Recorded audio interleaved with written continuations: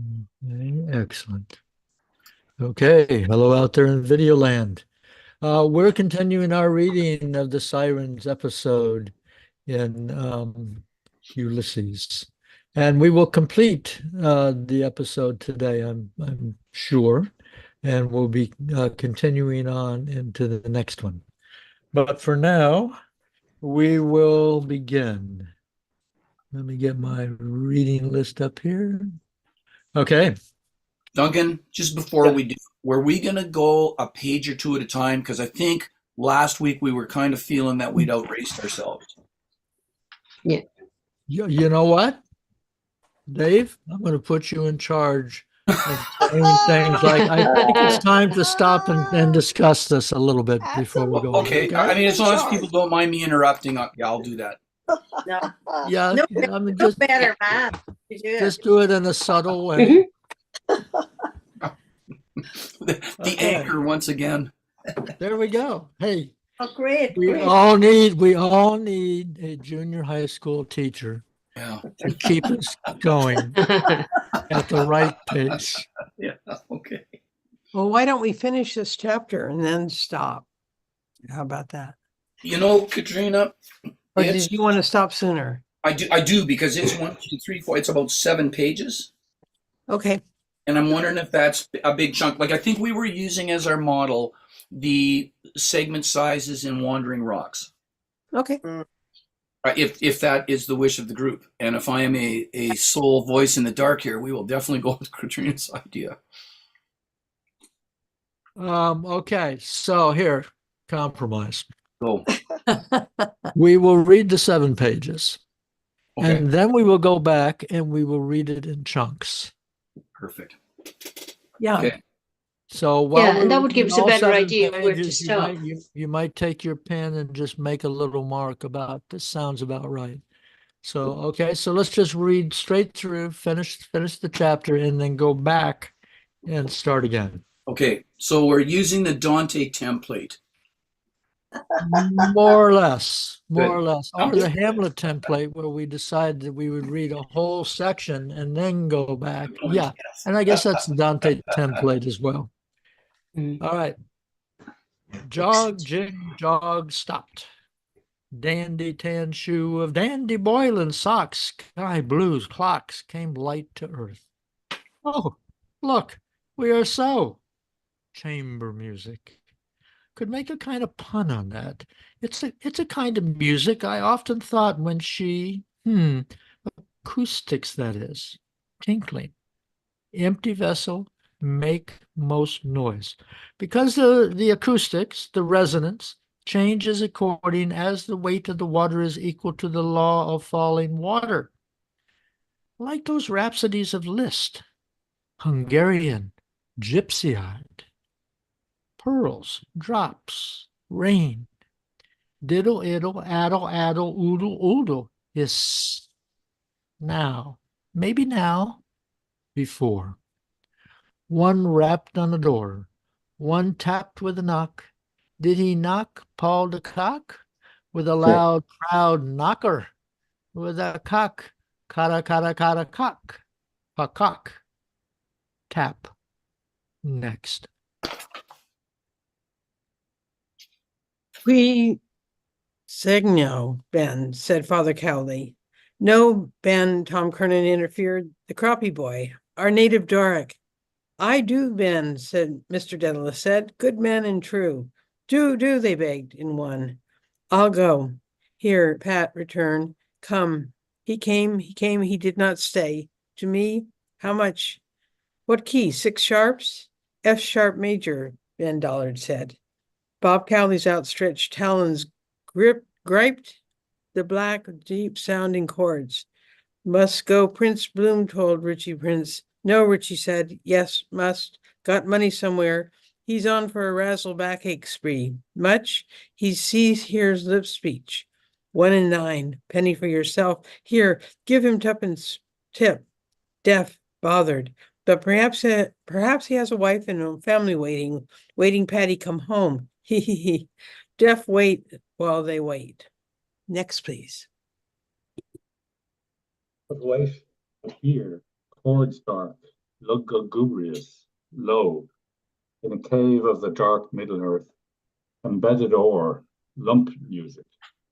The voice of dark age, of unlove, earth's fatigue made grave approach, and painful, hummed from afar, from hoary mountains, called on good men and true. The priest he sought, with him he would speak a word. Ha! Ben Dollard's voice barrel tone, doing his level best to say it. Croak of vast, manless, moonless, moonless marsh. Other come down, big ship's chandler business he did once. Remember rosny ropes, ship's lanterns, sailed to the tune of £10,000. Now in the Ivy Home, cubicle number so and so, number one, Bass did that for him. The priests at home, a false priest servant bade him welcome. Step in, the Holy Father, curlicues of cords. Ruin them, wreck their lives, then build them cubicles to end their days in. Hushabye, lullaby, die, dog, little dog, die. The voice of warning, solemn warning, told them the youth had entered a lonely hall, told them how solemn fell his footstep, told them the gloomy chamber, vested priest sitting to shrive. Next, please, Sylvia. Decent soul. Bit addled now. Thinks he'll win in answers. Poet's picture puzzle. We hand you crisp £5 note. Bird sitting hatching in a nest. Lay of the last minstrel, he thought it was. C blank T. What domestic animal? T dash at most courageous mariner. Good voice he has still. No eunuch yet with all his belongings. Listen, Bloom listened. Richie Goulding listened. And by the door, deaf Pat, bald Pat, tipped Pat, listened. The chords harped slower. The voices of penance and of grief came slow, embellished, tremendulous. Ben's contrite beard confessed. In nomine Domini, in God's name he knelt. He beat his hand upon his breast, confessing, mea culpa. Latin again. That holds them like a bird lime. Priest with the communion corpus for those women. Chap in the mortuary, coffin or coffee, corpus on him. There's wonder where that rat is by now. Scrape, tap. They listened. Tankards and Miss Kennedy. George Lidwell, eyelid well expressive, full busted satin. Kernan, C. The singing voice of sorrow sang his sins. Since Easter he had cursed 3 times. You bitches bast. And once at master time he had gone to play. Once by the churchyard he had passed, and for his mother's rest he had not prayed. A boy, a croppy boy. Next. Bronze, listening by the beer pool, gazed far away, soulfully. Doesn't half know I'm. Molly, great dab at seeing anyone looking. Bronze gazed far sideways. Mirror there. Is that best side of her face? They always know. Knock at the door. Last tip to titivate. Cock, cara, cara. What do they think when they hear music? Where to catch rattlesnakes. Night, Michael Gunn gave us the box. Tuning up. Shah of Persia liked the best. Remind him of home, sweet home. Wiped his nose and curtain too. Custom his country, perhaps. That's music too. Not as bad as it sounds. Doodling. Brasses braying asses through up trunks. Double basses, helpless gashes in their sides. woodwinds, mooning cows, semi-grand open crocodile music at jaws. Woodwind like Goodwin's name. She looked fine. Her crocus dress she wore, low-cut, belonging on show. Clove her breath was always in theatre when she bent to ask a question. Told her what Spinoza says in that book of poor papas, hypnotized, listening, eyes like that. She bent, chap in dress circle, staring down into her with his opera glasses, for all he was worth. Beauty of music you must hear twice. Nature woman, half a look. God made the countryman the tune. Meet him Pychosis, philosophy, or rocks. Next, please. All gone, all fallen, at the siege of Ross his father, at Gorey all his brothers fell. Wexford, we are the boys of Wexford, he would, last of his name and race. I too last my race, Millie young student. Well, my fault perhaps, no son, Rudy, too late now, or if not, if still, he bore no hate. Hate, love, those are names, Rudy, soon I am old. Big Ben, his voice unfolded, great voice, Richie Goulden said, a flush struggling in his pale, to bloom, soon old, but when was young. Ireland comes now, my country before the king. She listens. Who fears to speak of 1904? Time to be shoving. Looked enough. Next, please. Bless me, Father, Dollard the croppy boy cried. Bless me and let me go. Tap. Bloom looked, unblessed, to go. Got up to kill, on 18 bob a week. Fellows shell out the dibs. Want to keep your weather eye open. Those girls, those lovely, by the sad sea waves, chorus girls' romance. Letters read out for breach of promise from Chickabiddy's own Mumpsy Pum, laughter in court. Henry, I never signed it. The lovely name you. Low sank the music, air, and words. Then hastened the false priest, rustling soldier from his cassock. A yeoman captain. They know it all by heart. The thrill they itch for, yeoman cap. Tap, tap. Thrilled she listened, bending in sympathy to hear. Duncan, back to you. Actually, we will go to Dave at this point. Okay. And Jane, do you see the chat list? Did you? Yes, I thought you were there after me. No. It's Okay. actually after Orla was Dave and Anne and then Jane. So take a look at the chat list, and Dave, you can go ahead and. Oh, I'm up. Sorry. That's Okay. okay. Not a big deal. I just wanted to You get got it it. straightened out. As the world's problems go, trust me, Jane, that was pretty minor. All right. Okay. I think I've got it right. Tap, tap. Thrilled she listened, bending in sympathy to hear. Blank face, virgin should say, or fingered only. Write something on it, page. If not, what becomes of them? Decline, despair. Keeps them young, even admire themselves. See? Play on her. Lip blow. Body of white woman, a flute alive. Blow gentle, loud. 3 holes, all women. Goodness, I didn't see. They want it. Not too much polite.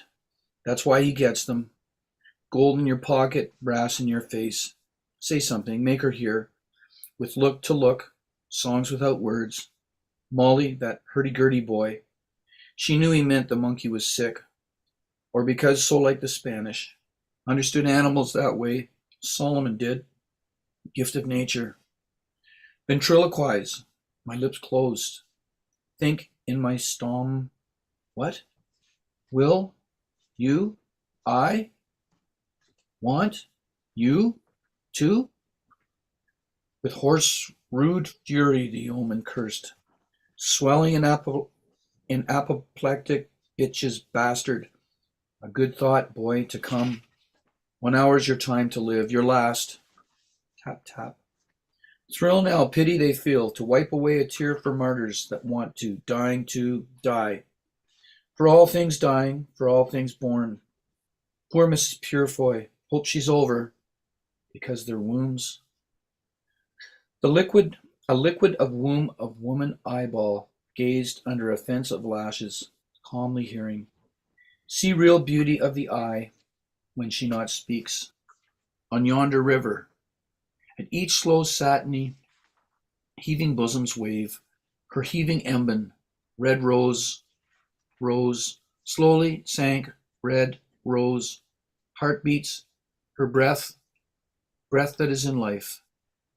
And all the tiny, tiny fern foils trembled of maiden hair. But look, the bright stars fade, O Rose of Castile, the morn, ha, Lidwell. For him, then, not for. Infatuated, I like that. See her from here, though. Popped corks, splashes of beer froth, stacks of empties. On the smooth, jutting beer pole laid Lydia, hand, lightly, plumply. Leave it to my hands. All lost in pity for Croppy. Fro, to, fro, over the polished knob. She knows his eyes, my eyes, her thumb and finger passed in pity. Passed, reposed, and gently touching, then slid so smoothly, slowly down a cool, firm, white enamel baton, protruding through their sliding ring. With a cock, with a cara, tap, tap, tap. I hold this house, amen. He gnashed in fury. Traitors swing. Next would be, I think, Anne Doyle, the representative from Cork. Yep. The chorus consented. Very sad thing, but had to be. Get out before the end. Thanks. That was heavenly. Where's my hat? Pass by her. Can leave that Freeman. Letter I have. Suppose she were the... No. Walk. Walk. Walk. Like Cashel Boyle, Conoro, Coilo, Tisdale, Morris, Tisdall, Farrell, walk. Well, I must be. Are you off? You're from Brett Bites, Bloom's top, over Rye High, Bloom. Bloom stood up, soap feeling rather sticky behind. Must have sweated. Music. That lotion, remember. Well, so long. High grade, card inside, yes. By deaf Pat in the doorway, straining ear, Bloom passed. Geneva Barrack, that young man died. At passage was his body laid. Dolores, oh he Dolores, the voice of the moaning chanter, called to Dolores' prayer. By rose, by satiny bosom, by the fondling hand, by slops, by empties, by popped corks, greeting and going, past eye and maidenhair, bronze and faint, gold in deep sea shadow, went Bloom, soft Bloom. I feel so lonely, Bloom. Tap, tap, tap. Next, please. Pray for him, prayed the bass of Dollard. You who hear in peace, breathe a prayer, drop a tear, good men, good people. He was the croppy boy. Scarring, eavesdropping boots, croppy boots boy, Bloom in the Ormond hallway heard growls and roars of bravo, fat back slapping, their boots all treading. Boots, not the boots, the boy. General chorus off for a swill to wash it down. Glad I avoided. Come on, Ben, Simon Dollar said. By God, you're as good as ever you were. Better, said Tom Jernan. Most trenchant rendition of that ballad, upon my soul and honour it is. La Blash, said Father Cowley. Ben Dollard bulkily chat-chooed towards the bar, mightily praise-fed, and all his big roseate On heavy-footed feet, his gouty fingers knackering castanets in the air. Big Ben a Ben Dollard, Big Ben Ben, Big Ben Ben. Rrr. And all deep moved all, Simon trumping compassion from foghorn nose. All laughing they brought him forth, Ben Dollard in right good cheer. You're looking rubicund, George Lidwell said. Miss Douce composed her rose to wait. Ben McCree, said Mr. Dedalus, clapping Ben's fat back shoulder blade. Fit as a fiddle, only's a lot of adipose tissue concealed about his person. Rrrs. Fat of death, Simon, Ben Dollard growled. Richie riffed in the lute, alone sat Goulding Collis Ward. Uncertainly he wait, unpaid pat too. Tap, tap, tap, tap, tap. Miss Mina Kennedy brought near her lips to ear of tankard one. Mr. Dollard, they murmured low. Dollard, murmured tankard. Tank one believed Miss Ken when she, that doll he was, she doll, the tank. He murmured that he knew the name was familiar to him, that is to say, that was to say, he had heard the name of Dollard. Was it Dollard? Yes, yes, her lips said more loudly. Mr. Dollard, he sang that song lovely, murmured Mina, and the last rose of summer was a lovely song. Mina loved that song, tankard loved that song, that Mina, 'tis the last rose of summer. Dollard left bloom felt wind wound round inside. Lois. Gassy thing, that cider, minding to wait. Post office near Reuben J's, 1 and 8 pence too. Get shut of it. Dodge round by Greek Street. Wish I hadn't promised to mate. Freer in ear. Music gets on your nerves. Beer pull. Her hand that rocks the cradle rules the penthouse that rules the world. Far, far, far, far. Tap, tap, tap, tap. Up the key went Lionel Leopold. Naughty Henry with letter for matey. With sweets of sin, with frillies for Rowell, with met him Pike Cocus, went Poldion. Tap, blind, walked, tapping by the tap, the curbstone tapping, tap by tap. Cowley, he stuns himself with it, kind of drunkenness.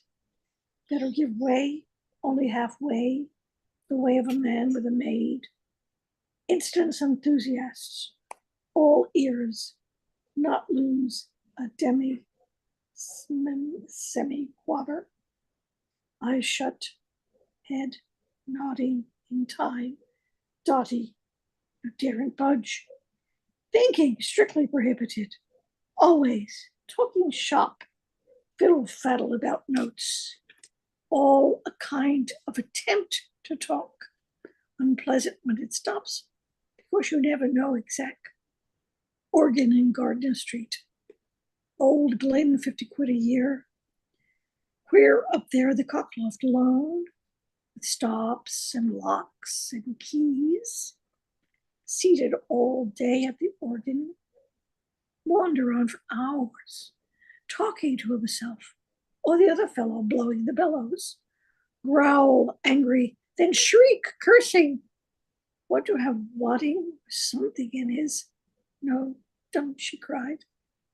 Then all of a soft sudden, wee little pipey wind.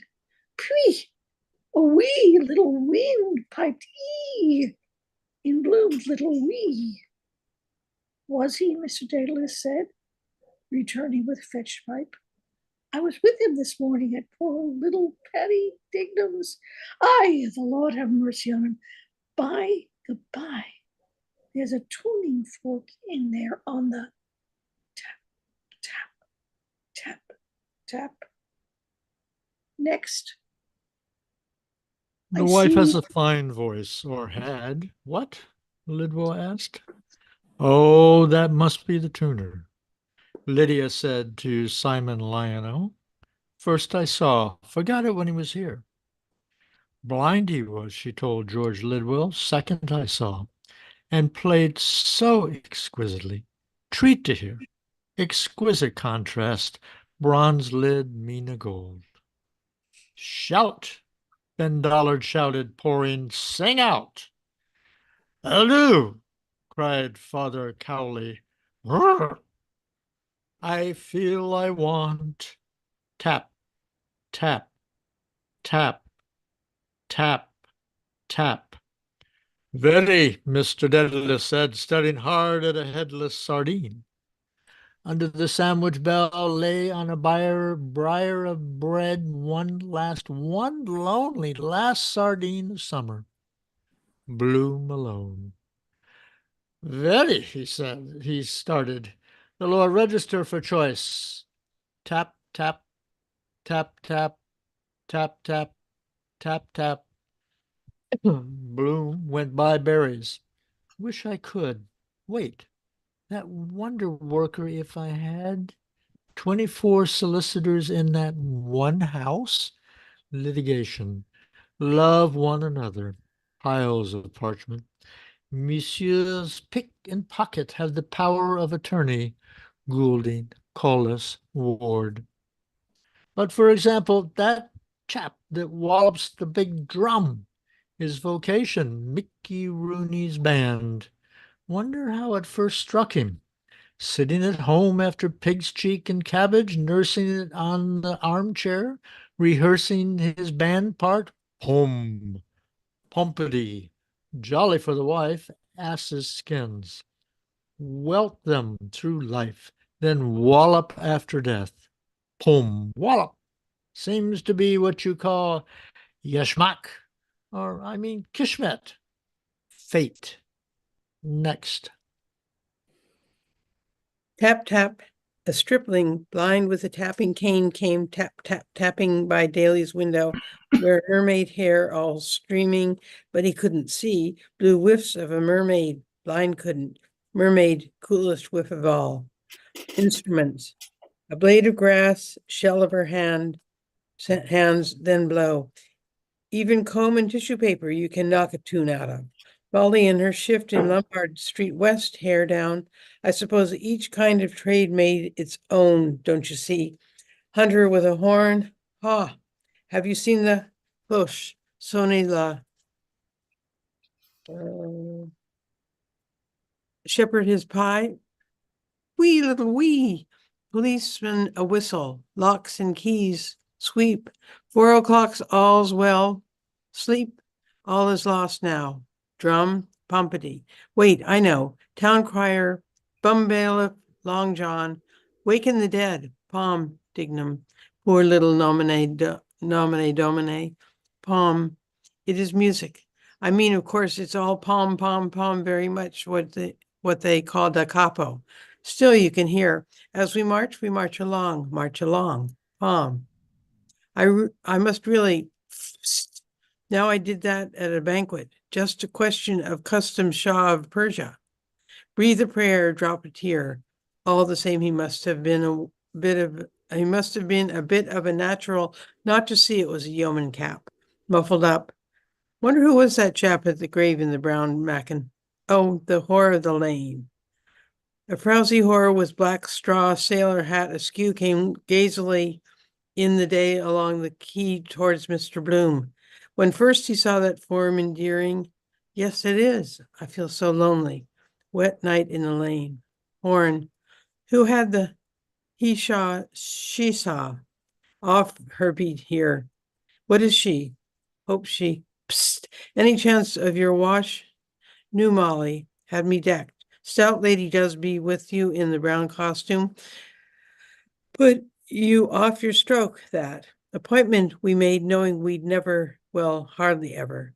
Too dear, too near to home, sweet home. Sees me, does she? Looks a fright in the day. Face like dip. Damn her. Oh well, she has to live like the rest. Look in here. Next, please.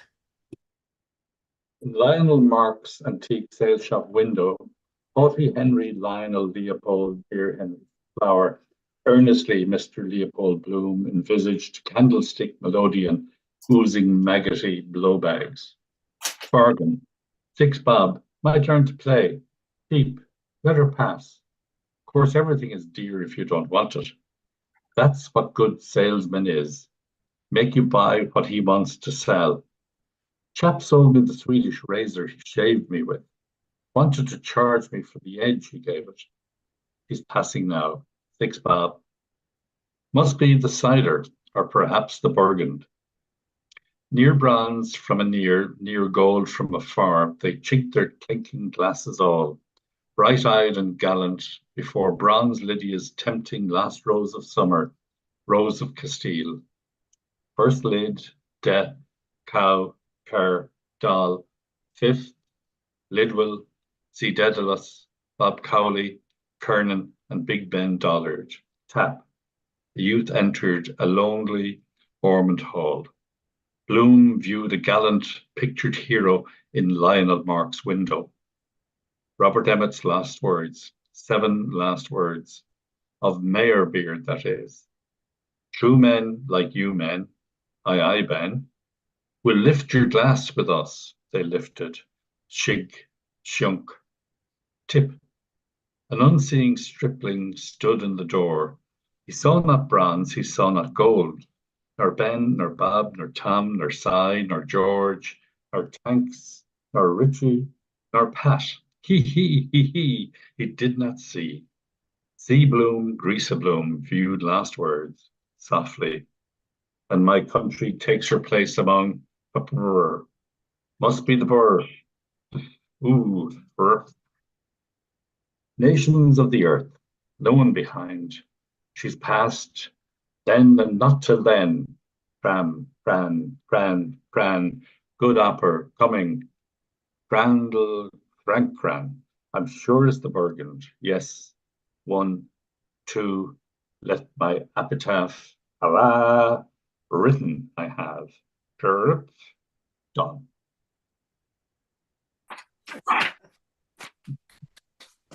Good. Thank you. Okay.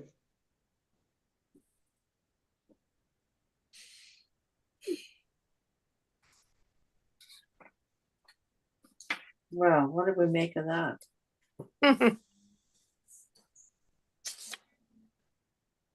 Well, Joe made music out of it, and I loved it.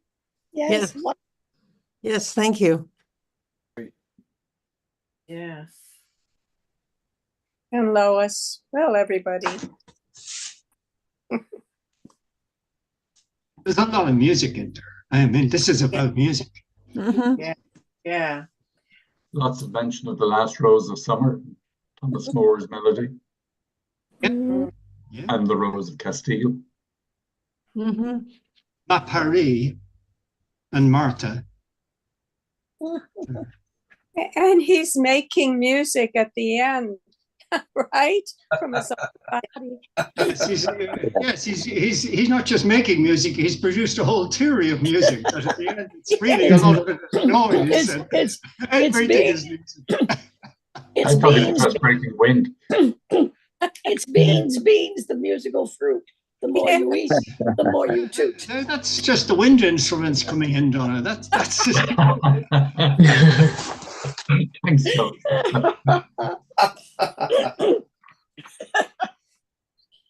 The wind instrument one normally sits on.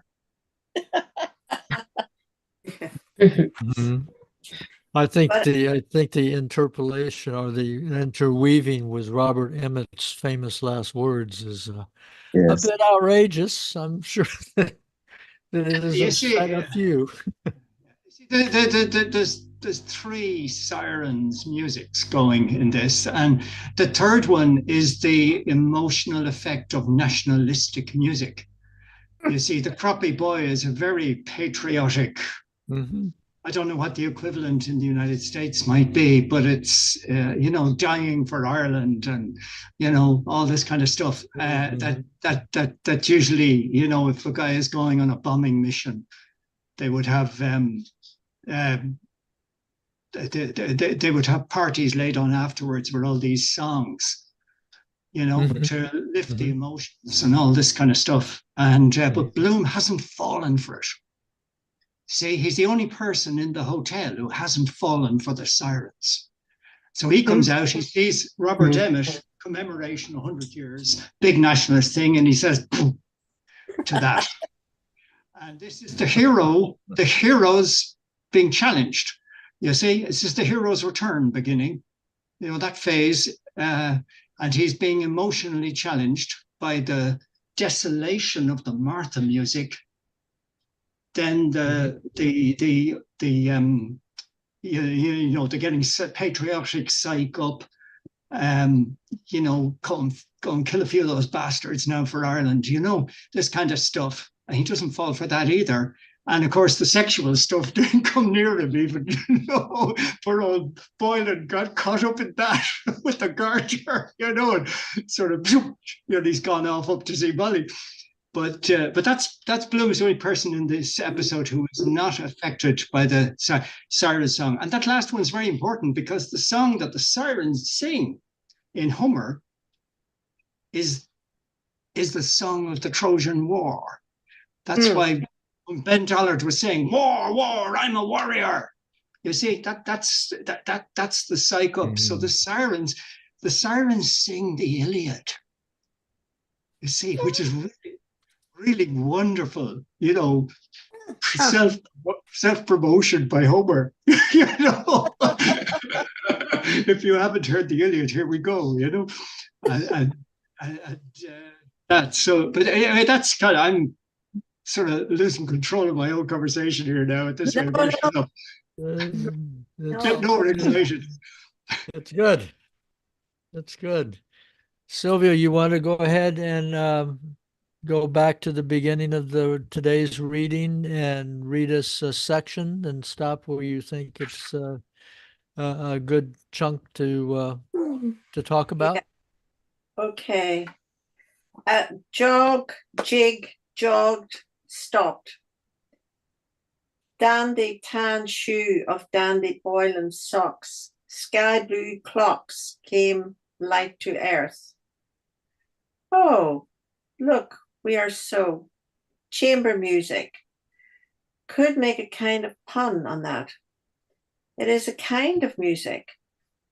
I often thought when acoustics that is, tinkling, empty vessels make most noise. Because the acoustics, the resonance changes according to the weight of the water is equal to the law of falling water. Like those rhapsodies of Liszt, Hungarian gypsy-eyed, pearls, drops, rain, diddly diddly, addle iddle, oodle oodle, hisses. Now, maybe now, before. Should I stop there? There's a lot in that. There is a lot in that. Yes, there is. Starting with chamber music. I assume we're talking about chamber pot. Yes. Yes. Yes. Just want to make sure. Could make a kind of pun on that. Yeah. We all know that Joyce wrote a book of poems called Chamber Music, right? Mm-hmm. Yeah. So he's referring to his own work. Mm-hmm. Then he's also referring, of course, to Molly's Jordan. Molly's. This is actually a what would you call it? A peony. Pun intended, by the way. This is a peony to the sounds that Molly makes in the night when she gets out of bed to sit on her chamber pot. Is it onomatopoeia? Thank you, Lois. Very good, Lois. Are we in fourth grade now? Hey, we're just paying careful attention to what the author is trying to express. Far be it from us to ever wander into these areas, except under these scholarly circumstances.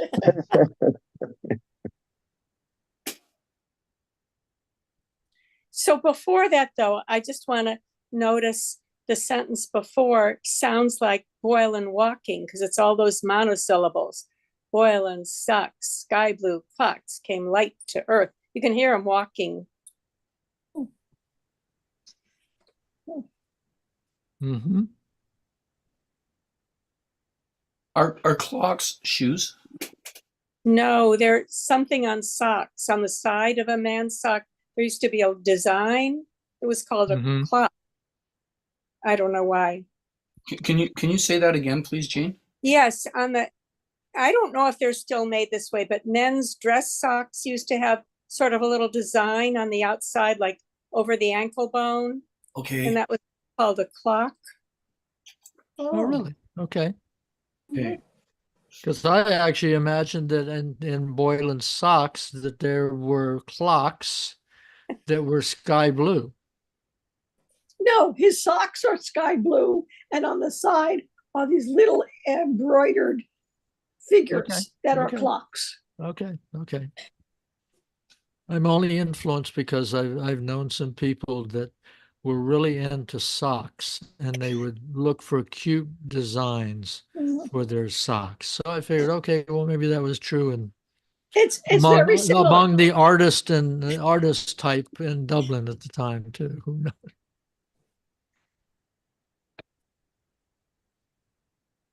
I know that it came up last week, the cock crowing 3 times. By the time the cock crows 3 times, you will have betrayed me. I thought it was 4 times, but Jim, you said it was 3. It's 3.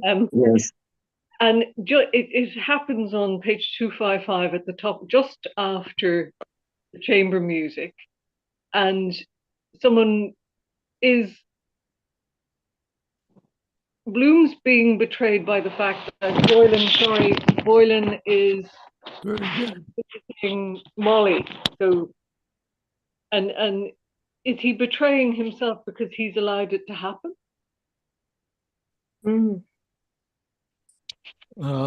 Actually, you bring up a really interesting point. It's almost like Bloom is his own Judas.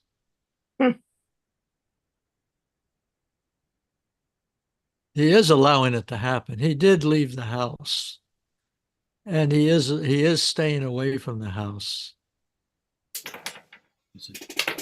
And you know, there is a question to be asked: is this a unacknowledged game that Bloom and Molly are playing?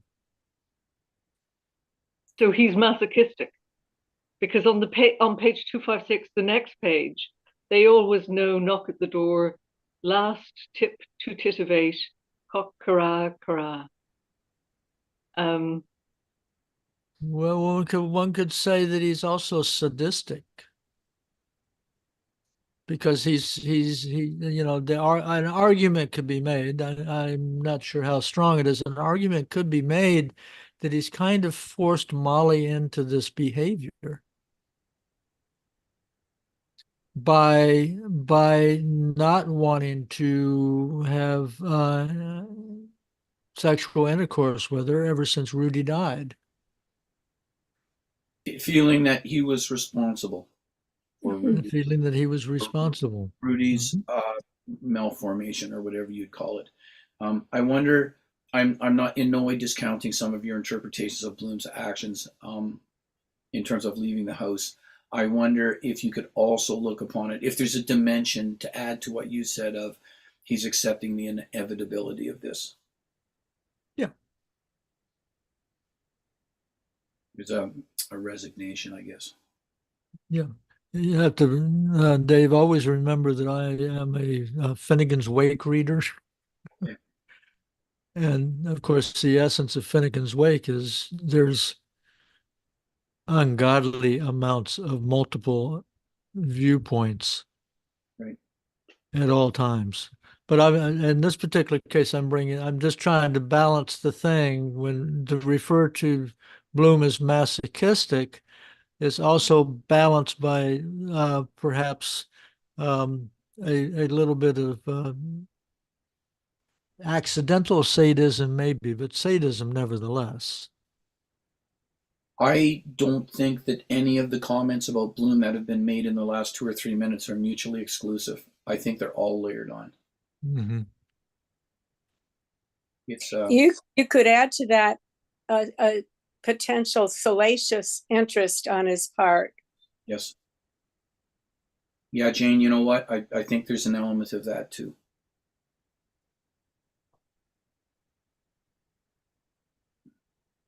Mm-hmm. I would like to come back though, right? I don't know if we're going to get past the first paragraph here yet, but I think it's very, very interesting that he has. Then he goes, after he talks about, can make a kind of pun on this. It's a kind of music I often thought when she, which is a very interesting technique because he's kind of pulling our minds in that direction.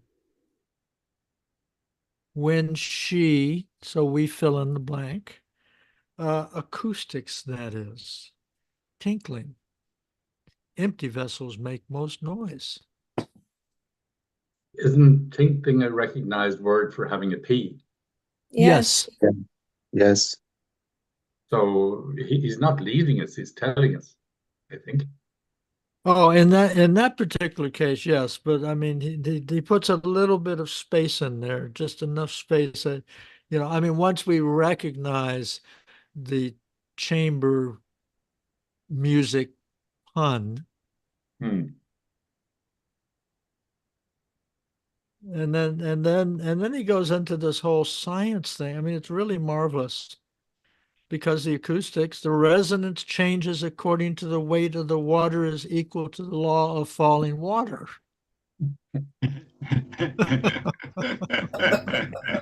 That's probably wrong, right? Probably makes no sense. I don't know. I think it does. But empty I'll think vessels. about it the next time. I'm sorry, Donna.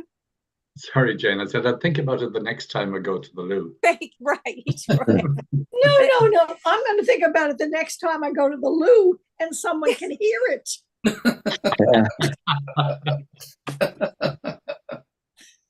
So, Well, what is the law of falling water?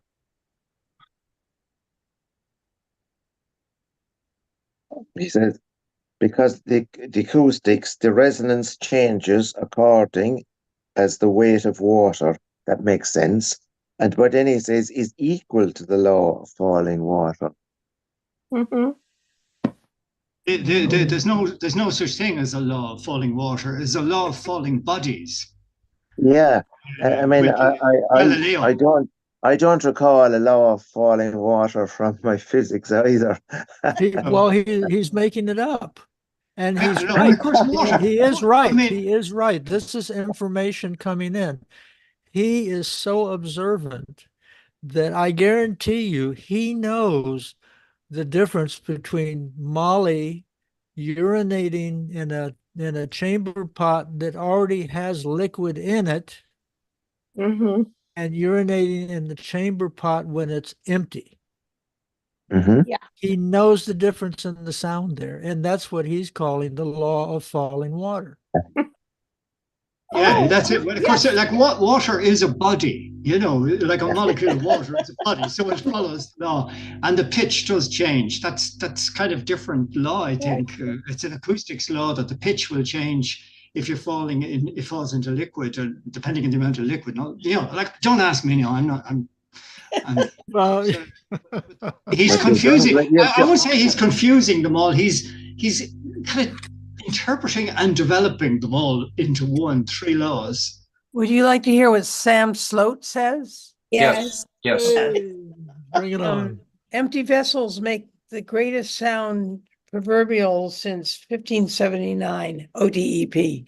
Bloom is fusing three scientific principles: the law of acoustics, which states that pitch produced by a vessel is altered by adding or removing liquid; Archimedes' law of specific gravity; and the law of falling bodies, first established by Galileo Galilei, who found that the velocity of a falling body increases in proportion to the time it has been falling and not to its weight. That's Thank the you. 32 feet per second that he keeps coming back to. Acceleration due to gravity. Mhm. But the line, empty vessels make most noise. I love that because it's like people who don't have anything in their heads talk too much. Yeah, there's a Bible thing about like that, right? I don't know. There is I a, don't know. this is a Bible reference. Does it have the Yes. reference in the Katrina? Yeah, it says, well, it says ODEP, but the empty vessels make the greatest sound, proverbial since 1579. I don't Yeah, know. my teachers used to say that all the time. Empty vessels make the most noise when I was a kid. Yeah, Hmm. yeah, funny. Mine you say it too. Yeah. I've That's the never heard that. Oxford ODEP is Oxford Dictionary of English Proverbs. Okay, I thank you. presume that I'm Mhm. guessing, but Mhm. I'm looking it up right now. And I think that there is actually there is a thing in the Bible about this, which is apparently not the same, because obviously Sam Slow would have caught it. It was the same, but there is a thing about empty vessels and yeah. I'll have I'll have to hopefully look in I'll- Gifford. Maybe it's in Gifford. maybe so. Maybe so. But anyway, it's it's pretty outrageous and fun.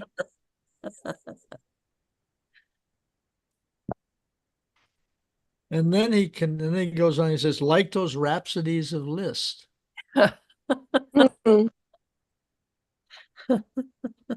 Hungarian, gypsy-eyed. Huh. And then you have hiss. Mm-hmm.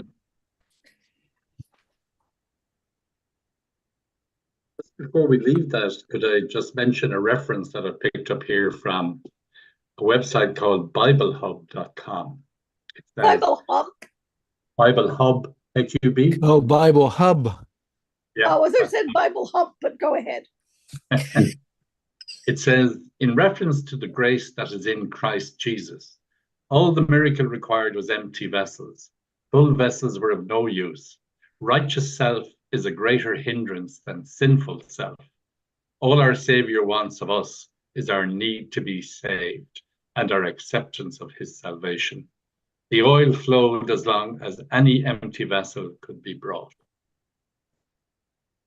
I think you'd find that's totally irrelevant. Mm-hmm.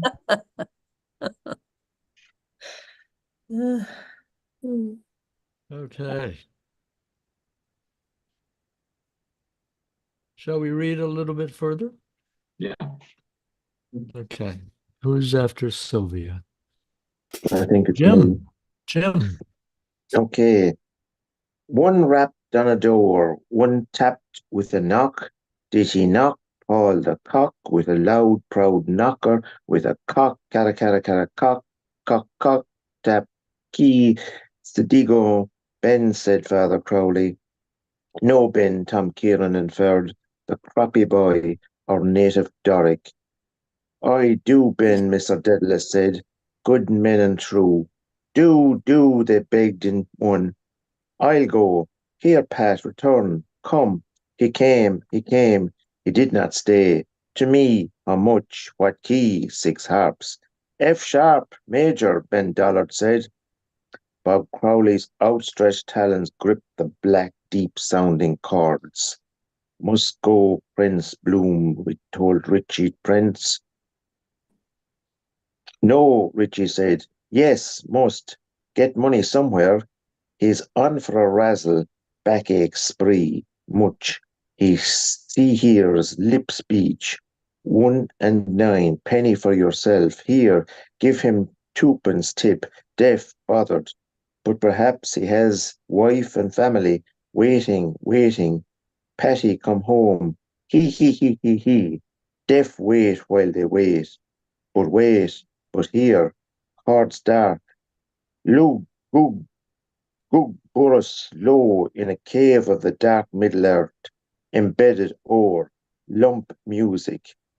The voice of dark age unload, earth's fatigue made grave approach, and painful, come from afar, from hoary mountains, called on good men and true. The priest he sought, with him must speak a word. Tap. I think I'll stop here. Yeah. Okay.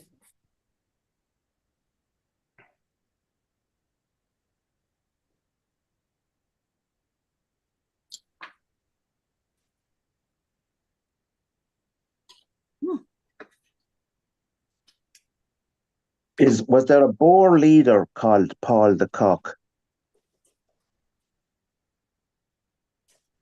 You know, from the Dutch Oh, was there Boer. a Boer on the Boer War? Yeah. Wasn't. It was Kruger, I think. I know there was a Kruger. Yes, there was a Kruger, but Isn't Jim?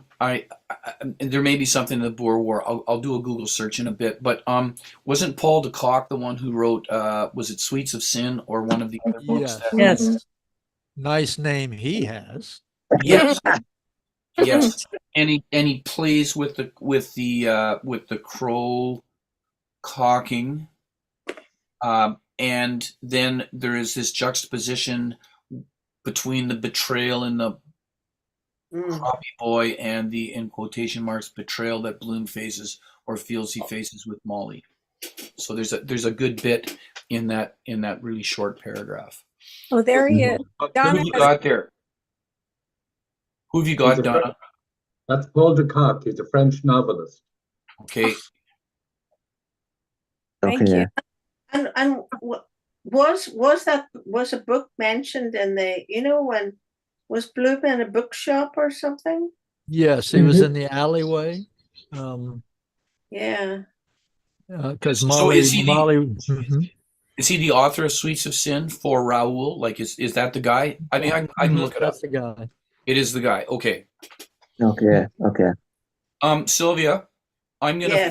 find out. Give me a minute. I'm just gonna do a word search and I'll find out the section of Wandering Rocks where you can find it. Okay. Yeah. Just Give me a minute here. Yeah. Keep talking, please. But you're right. And the first thing here, I mean, this is the betrayal. Hmm.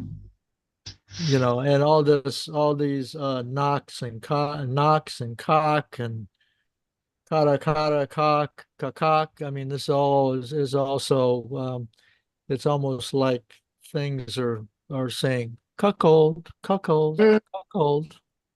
Oh, yes.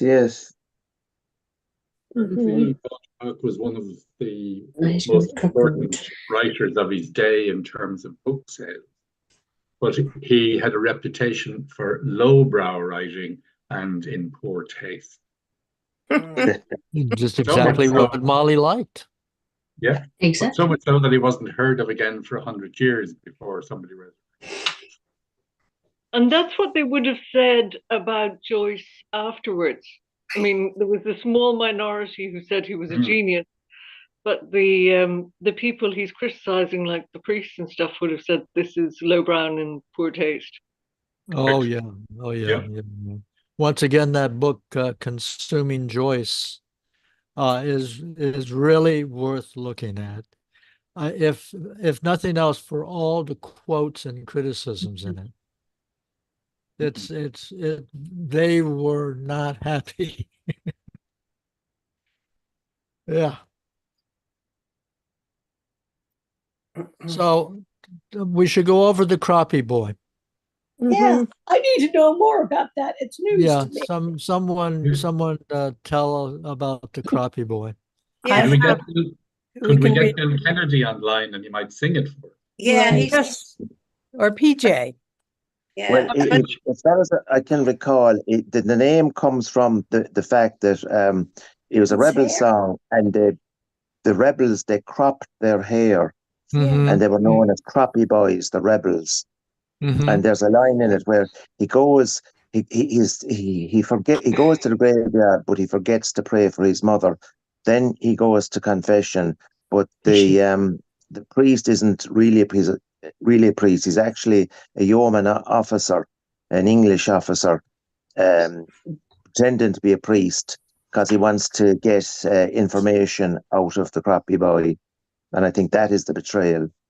Yeah, and that, yeah, I'm just thinking that. And then he's going to be hung. Yeah. Yes. Isn't Yeah. it? It's But- interesting And he has Jim, already that, lost all his family. It's interesting what Jim Journey to says, different that places. he didn't pray for his mother, which goes back to portrait. Oh, yeah. Joyce didn't pray for his mother. Yeah. But he just slips it in here, doesn't he? After different places. That that betrayal by Molly.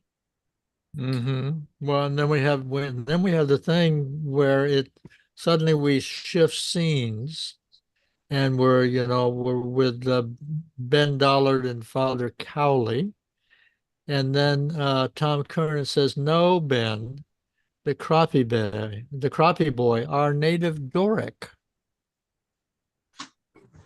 So help me out here. What's that? What does that mean when you say our native Doric?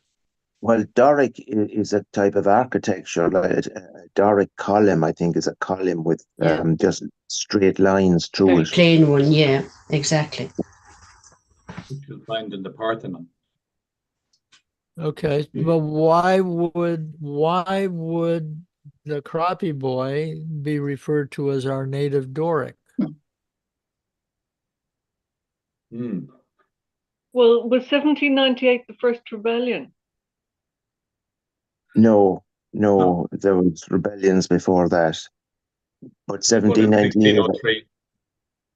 Yeah, and then there was like the the Williamite Wars, which, well, they weren't exactly a rebellion, but there were wars between two English kings, one a Catholic and one a Protestant, and the Irish, of course, sided with the Catholic king, who lost.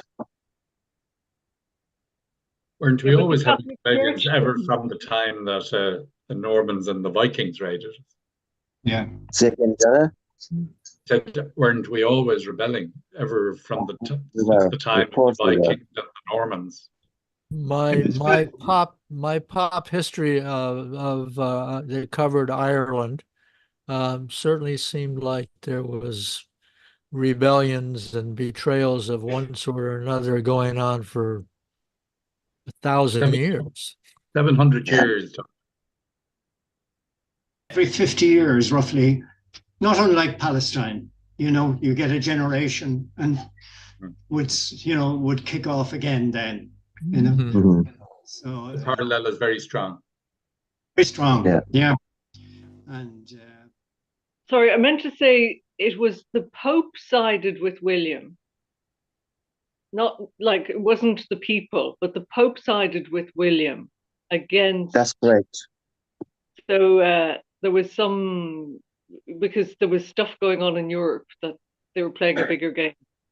What happened was, even though William was the Protestant king and James was the Catholic king, there was a high mass celebrated in Rome after the defeat of the Catholic side in the Boyne, because James was backed by the French king, and the French king had a plan that if everything went well and he was victorious, he would in fact break from Rome and he would found a new church, and he was going to call it Gallicanism. And the Pope didn't want that. He didn't want that split in the Catholic Church. And that's why it's so ironical that on the 12th of July and August, the Protestant marchers, they have a big banner of King Billy on the white horse, and he wasn't their king at all. He wasn't supporting them.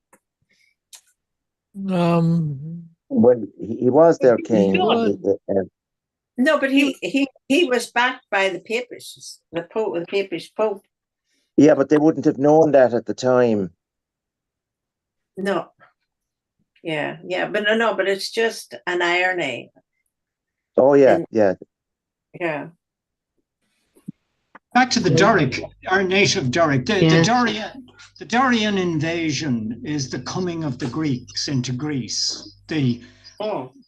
people from the Central European Great Plains coming down into the fingers that are Greece. That's known as the Dorian invasion, and they bring the Greek language with them, which is one of the reasons why Greek and Irish are so similar, because they both got back to the Indo-European route.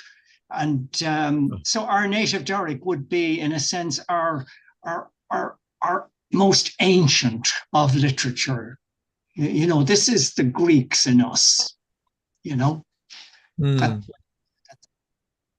Then they bring with them that very stark form of architecture, which just gives you the straight column.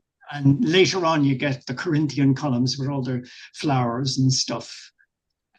You know, that comes with settled civilization. But I would think that's just a reference to something traditionally Irish, is a way of putting it. Well, and this is really reaching on my part, but I'm not opposed to reaching. The fact that the Crappie Boys cropped their hair. That was a French Revolution style of haircut. Yes. And it started in France, and it was a sign of a Republican loyalty to wear this croppie. But of course, it meant all the young men who cut their hair then could be very easily identified. Yeah, right. But I'm also saying that they would look they would look like a Doric column. Yeah, there's no flourish on the top.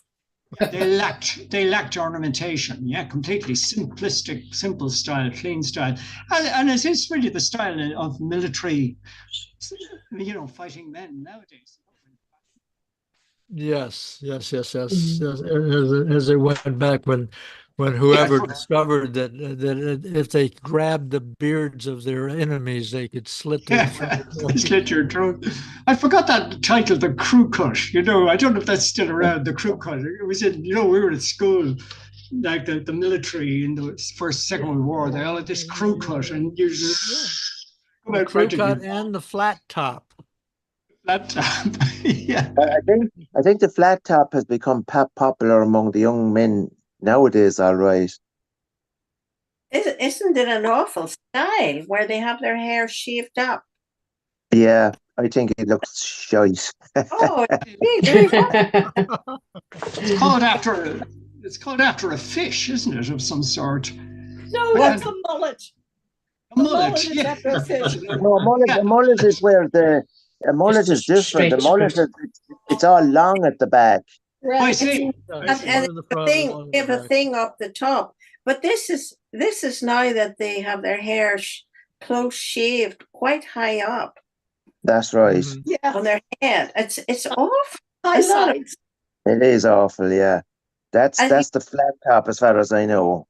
I just see a lot of footballers and people have it. Oh. Yeah. I don't know what you guys think about it. We all did stupid things when we were young. Maybe. And remember the skinheads. I'm living that role right now. There. Yeah. So to move, Sylvia, to move from the follicular to the geneticular, I actually found out the reference to Paul de Kock, and I misdirected you to Wandering Rocks. It's not there. It's in Calypso. Bloom asks Molly if she wants him to pick up another book, and she says, "Get one by Paul de Kock. Nice name, eh?" Yeah. Yeah. So that's the earlier reference. It's not. It doesn't have to do with Sweets of Sin or For Raoul. That's entirely different. Oh, okay. Thanks, Steve. Thank you. Well, so I guess the moral of the story, Sylvia, is don't listen to a follicularly challenged Canadian first time through. Make him do his research. Thank you. But it's wonderful the way he keeps, there's a thread of these things that you can pick up. Mhm. And of course, the tap, tap, we had that. Yeah. I Yes, have to say that tap, tap, Duncan and other people who do Finnegan's Wake, it's all through Finnegan's Wake. Tap, tap, and tip, tip. and So, tip. Mhm. yeah. So it's kind of interesting to me. I don't know why. And have they got the blind stripling in it? Has it Yeah. got the In Finnegan's Wake, the Yeah, I blind think that's the tap tap him coming back. It is, Yes. it's the Yes. blind stripling coming Yeah. from afar. He's on his way and- back. And it increases from 1 tap to 2 taps to more taps.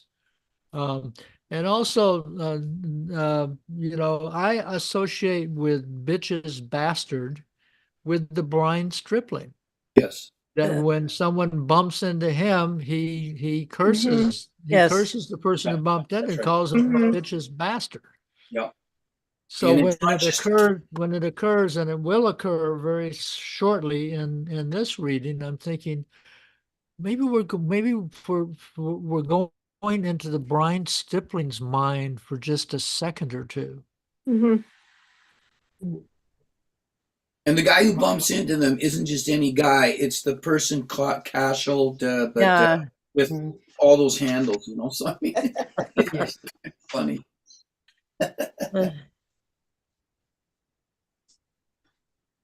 Okay. Let us move on. Maybe we'll get actually a page and a half done today. Okay, I just want to make sure before we move on, did we do the paragraph that says "must go Prince Bloom told Richie Prince"? Has that I been- read it, Yeah. but we didn't discuss it. Yeah, No. okay, so is that worth a comment or two? Sure. Lost myself. Yeah. I think you have a comment to make or a question to ask or something. You're at least you're consistent, Dave, because always prior to moving on, you say just one more thing. Yeah.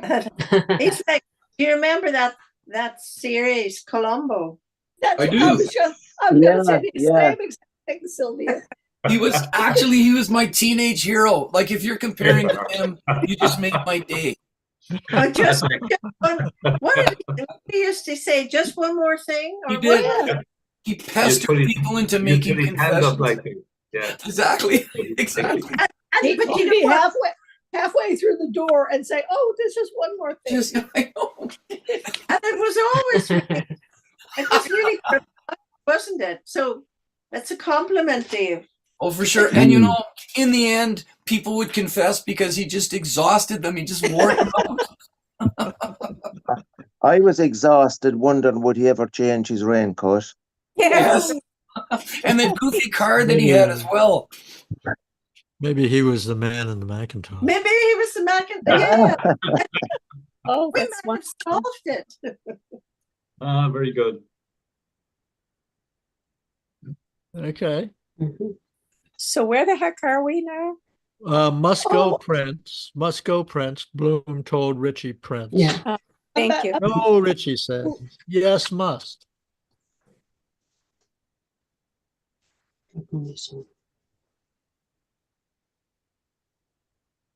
Who's reading? We've already read. Whoever We've Whoever already comes read after We this read part. this. I'm just wondering if we need to mine this for some ore here. I've read down as far as the tap. Okay. And so Okay. basically, just to orient myself here. So basically, Bloom is telling Richie that he's got to leave, that he's got to Yeah. go. Richie doesn't want him to go. And then Bloom figures that Richie's going to be heading out for a bender. Yeah. And then he's trying to kind of settle up with Pat, correct? Yeah. Mm-hmm. Okay. Yeah. Okay. And then in the next paragraph, we move to the crappie boy. Chords dark, lugubrious, and then we get into Middle Earth and so forth, right? So the next Yeah, two which paragraphs is- after which is- that are the song. Yeah. And that voice of dark age of unlove, earth's fatigue. It's kind of like we walk off a cliff right there. Right. Mhm. Right. I mean, the whole thing with Richie is pretty straight ahead, figuring out what kind of tip to give Pat, make a few comments about, conjectures about Pat's circumstances. Richie's probably going to go off and get drunk. And then here's Bloom, but wait, I think this is Bloom talking to himself. But wait, but here, chords dark, lugubrious, low, and the music, it seems to be taking him into another emotional thing. In a cave of dark Middle Earth, embedded ore, lump music. So is he saying that there's something primal about this music? Think so. Okay. Yeah. I mean, Ben Dollard's voice, barrel tone. Barrel tone is, basso profundo, or at least tends to be a very, deep bass voice.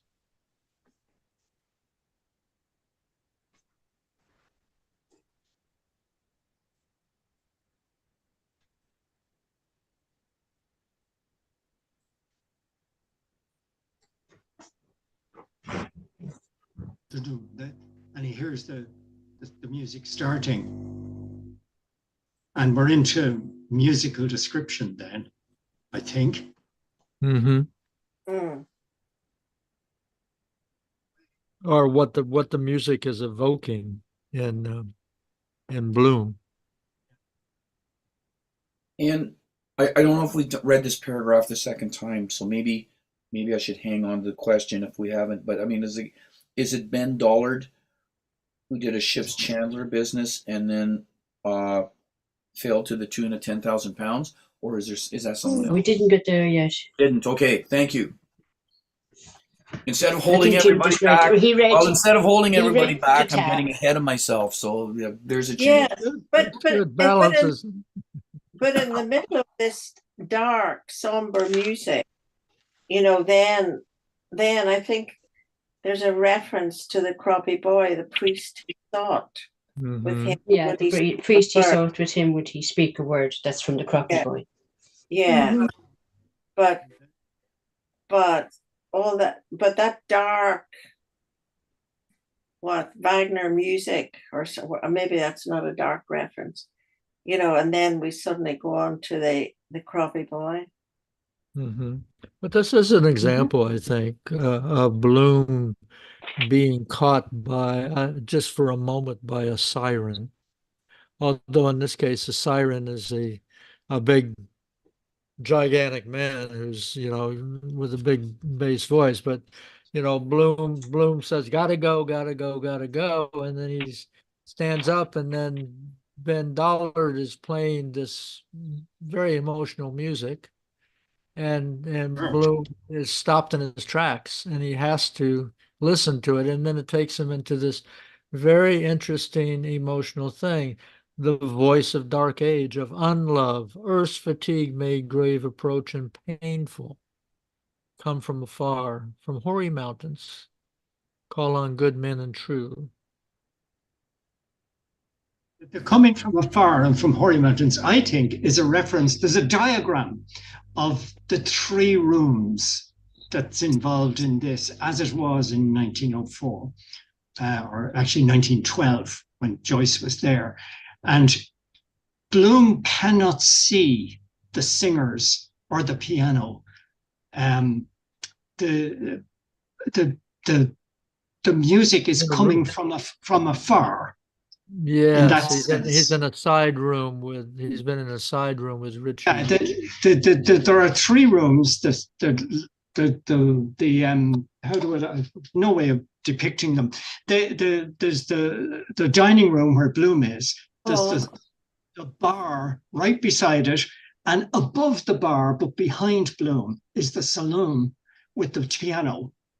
And so he's caught by surprise, and he says earlier on, you hear it better here, even though you can't see it. Are they actually above Bloom?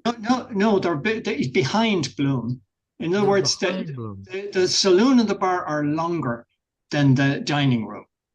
So Yeah. the music is coming from afar in that sense. Oh, Okay. Okay.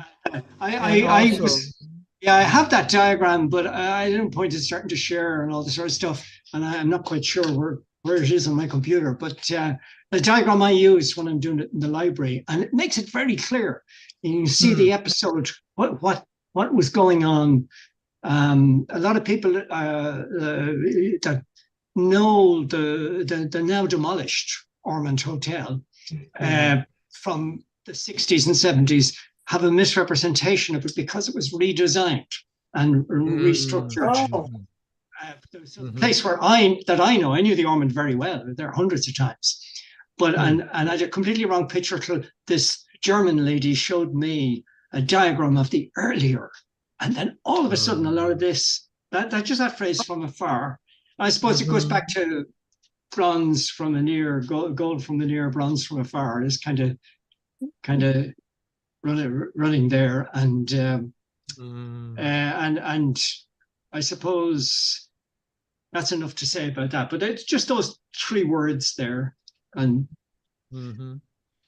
Well, the other thing that what you just said brings out in me is the fact that a bass, the property of a acoustic bass sound is to use architectural spaces for reverberation. Yes, yeah, and over the piano there are actually panes of glass. There's a roof window over the piano, and the vibrations, maybe connected with that as well. And you see the six sharps. They're playing F sharp major, which uses all five black notes. You see, in the scale. And that's very emotional, highly emotional. The black notes are they're the heartstrings, if you like, in a tune. So and we got that before hey, what key? Six sharps. Well, six sharps is F major, F sharp major. And so we're getting a big emotional. Then he gets the initial chords. They'd be a wow. They'd really move you. And it is a very, very emotional song, very emotional music. And Bloom is already in an emotional state. Yes. Old with the punch already, sort of coming back into the next one. Very good. And I'm just, what about this reference to the deaf? And the deaf, would that be, he would hear the vibrations? I don't know. What's deaf? Yes, Pat, the waiter. Mhm. Yeah, Pat, the waiter would actually, he would perceive the bass better than anything because he would be sensitive to vibration. They say that Helen Keller, who was, a deaf blind, oh no, she was a deaf mute, but she loved music. And what she would do is she would go to the radio and she would put her hands on top of the radio. That's how she listened to music. And she really loved music. So, we can assume that Pat, who does not hear much in the way of sounds, probably could feel bass sounds. So in Ben the end, Dollar, he's bothered, hard of hearing. You see? So to call him deaf, yes, he's certainly deaf, but he's not fully deaf. He's very hard. Oh yeah, because I've missed that bit. I just see back further. Pat doesn't hear, deaf Beetle hears. Oh yeah, okay. I wasn't here last week. Duncan, can you take over my screen because I found Joe's diagram on Google. Oh, So if I put, Okay, if I I'll put the I'll make you host, okay, and then you can share the screen from there. You know how to I'm share picturing screen? kind of like I a don't, T but junction. just walk me through it, and I'll do that. Okay, well, now that you're host, you should be able to Just go push down share to the screen. bottom and click on share screen. Okay. And then you need to okay, so you've started share screen, and there Can you is see it? Yep. Okay. Okay. T junction. A T. Joel, I think this is what you were talking about, so I'll just use my mouse here. Yeah. Here we got Bloom and Golding here on the side in the restaurant. oh, okay. This is the bar, and so I'm assuming that's where Lidwell and the two Then the two ladies Sirens are. are located. And then I'm assuming this is where Dollard and Yeah. Kernan and Simon Dedalus are singing, and Bob Cowley as well. Is that correct? That's right. Correct. Absolutely so. Okay, so there it is. So that he's come in. Blue and Golding have come in here. They're here. They can see this part of the bar here, but the sound coming around the corner, Bloom would hear when he's here, when he's on his way out. This is where he'd best hear the sound, I'm assuming. Yeah, that would almost be like And an amplifier right there, I would think. Right. you can see that Blazes Boylan would have come in through the hallway. Do you see the hallway to the right? I do, right here. And that's how Bloom sees Goulding. He attaches himself Okay. to Goulding as cover and goes to that table. But the lads would have come and gone the other door. Okay, out here you're saying. This one here. Yeah, that's the way that Boylan Okay. would have rushed off out. And all the people coming in are coming in that way. So Bloom is up in that corner, is not passed by anyone. Right. So And Bloom and Goulding have come in this way according to the diagram. Okay. And Goulding, as Duncan said the last time we were around here, was my first night on this. Goulding is his mast that he attaches himself to. And that restaurant is the ship. You see, it's like a modern art painting, and the bar and the saloon are the rocks. You see, Okay. it's like a Picasso or some of these modern artists. Okay. So that you get that visual. So you can see, and there seems to be some sort of a plant that he moves slightly as well at that table. So he gets those two blue lines, the two blue arrows, just give extend those arrows, and you see he's basically got a keyhole view of the bar only. The rest is sound. So that's a great diagram. It is. Thanks for raising that issue, because I'd seen it before and I found it very helpful. So I was glad you talked about it. Now, may I stop sharing it, or do you want to see it longer? Well, let me mention just one thing. I would assume that the two ladies, bronze and gold, who would be doing a lot of their serving in the saloon, that they would be coming to this part of the bar quite a bit to pick up the drinks and that's gold from an ear and bronze from afar. And that's how they don't see each other at different times. Yes, sure. Okay. So which side is the keys on? Donna, Which side is the river or the keys? Which side? The river is at the bottom of the screen. Okay. Because they were able to see out the window. Yes. Yeah. Yeah. So that they'd have to be the somewhere river, down here. the river would be down here then. Yeah. 8 and 9. I think so. Yeah. Yeah, you see where it says graphic realization? There's Sophie Schumann. You see, she's the river. There you go. Okay. Her other name is Anna Livia.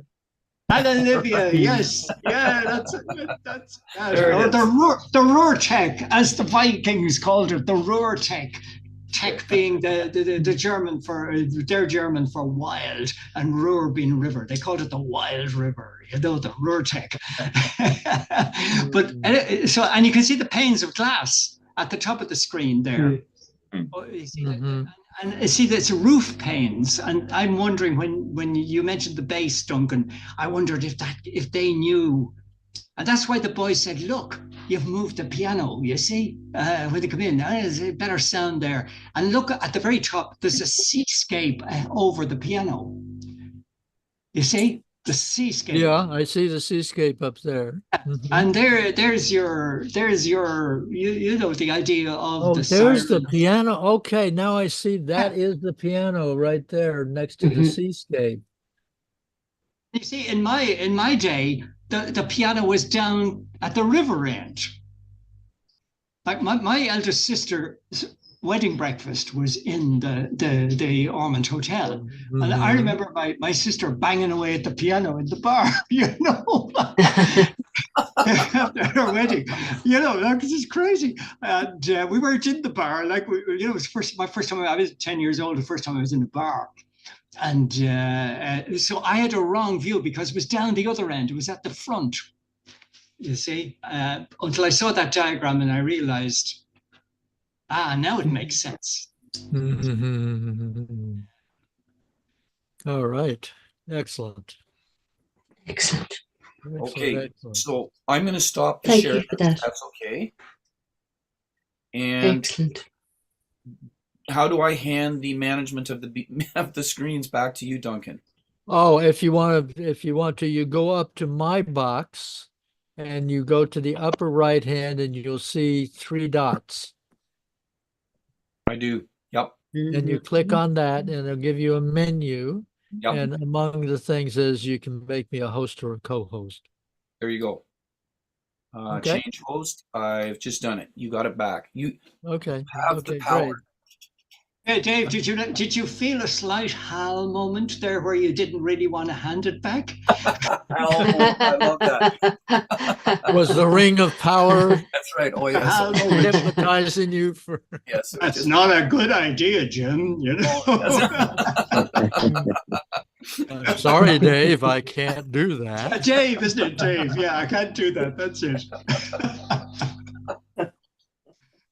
But yeah, Hi, Orla. I like this image Hi, Orla. of Bloom standing up and getting ready to say goodbye to Richie Goulding. And then they have a little tete-a-tete, and then Bloom is still standing up, and then he gets caught by the music. Oh, yeah, as it comes down, yeah. Very cool. Very cool. So a little bit more. I think we're up to the point where whoever's reading next would start with Ben Dollard's voice barrel tone. Okay, I think I think it was Jim who read last, if I'm not mistaken. Orla has just left. Right. So the mantle falls to Columbo to keep reading here. Okay. All right. Okay, so tap Ben Dollard's voice, bass barrel tone, doing his level best to say it. Croak a vast, manless, moonless, womanless marsh. Other come down. Big ship's chandler's business he did once. Remember?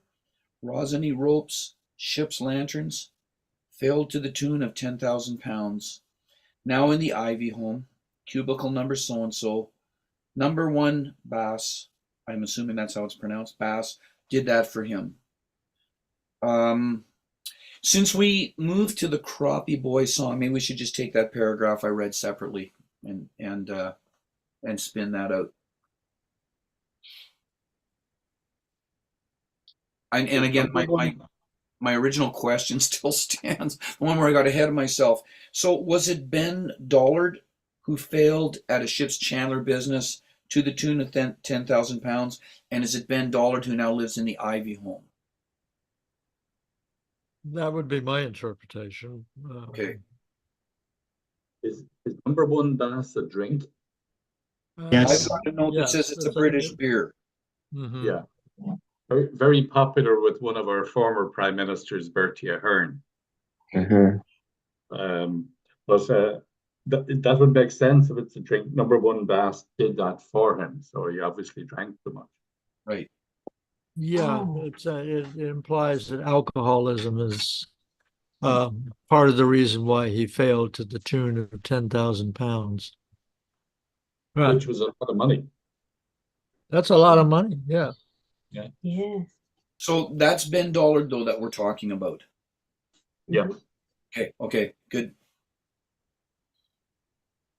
So this continues the motif of people who failed because of alcohol. Because wasn't it in Aeolus? So was it J.J. O'Malloy, who had been a reasonably successful lawyer, but was done in by alcohol? Is that correct, Joe?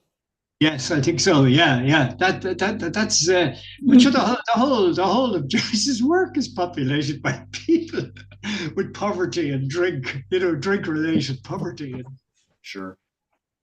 you look. Well, I would come to the defense of Simon Dedalus and Ben Dollard in this case and say that the problem was that they're actually artists.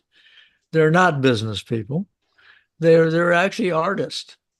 They're storytellers and singers and piano players and myth makers and all that. But in modern Ireland, there's no real place for them to perform those. Okay, I'll really go out on a limb. Uh, they can't be olives anymore. They're kind of like olive material with no place to practice. And I realize I'm being quite outrageous here, so forgive me. I think you're right. Like this goes back to the conversation about John Joyce, Simon Dedalus, and the like that very rigid society. There was just no place for people's artistic output. You had to have a job, and like artists think for artists. Yeah, and I think that is in in early modern Ireland we're talking about, right? Anyway, that's the impression that I get is that they're actually artist type people, and they tried to be businessmen, but both Simon and Ben Dollard have failed at that miserably.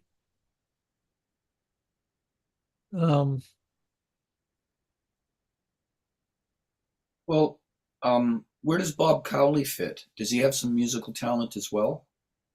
Because he's not doing too well if he's got the there's a word for it. The guys who are trying to collect on a debt at his door. Bailiffs. Yeah. Oh, right. There's a slang word for it too, Joel, but I can't, from Victorian novels, and I forget it. Drudges, maybe? I can't remember.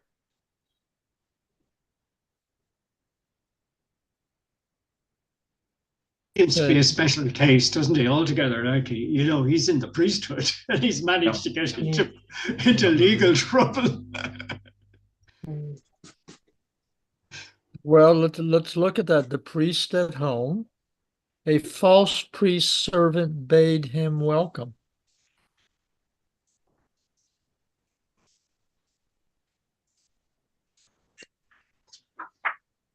The first part of that seems pretty plain. It's saying Father Cowley, feels good right where he is. And who is the false priest servant? That's from the Crappie Boy, Duncan. Song. That's from the Crappie Boy. The false priest was hearing the confession. Oh, thank you. We have a false priest in the song and a false priest in the hotel. Yeah. You see? That's pretty far out.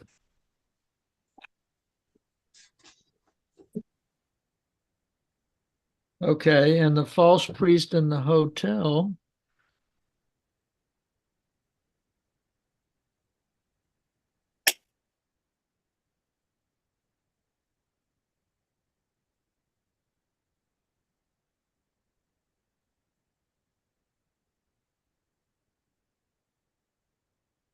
Oh my God.